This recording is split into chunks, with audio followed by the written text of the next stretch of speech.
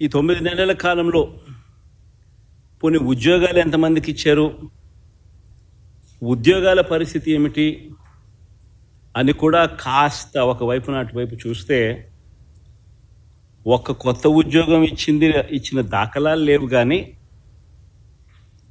ఊడగొట్టిన ఉద్యోగాలు మాత్రం ఏకంగా 2,60,000 ఉద్యోగాలు, వాలంటీర్ల ఉద్యోగాలు పూర్తిగా తీసేశాడు.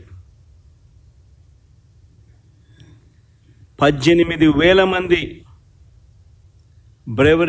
బ్రేవరీస్ కార్పొరేషన్లో 18,000 మంది వాళ్ళ ఉద్యోగాలు పాయే.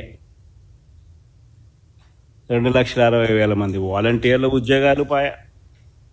బ్రేవరీస్ కార్పొరేషన్లో మరో 18,000 ఉద్యోగాలు పాయే. ఫైబర్ నెట్, ఏపీఎండిసి, ఫీల్డ్ అసిస్టెంట్లు, వైద్య ఆరోగ్య శాఖ, ఇలా ఆయా విభాగాలలో వేల సంఖ్యలో ఉద్యోగాలు పూర్తిగా తీసేశారు.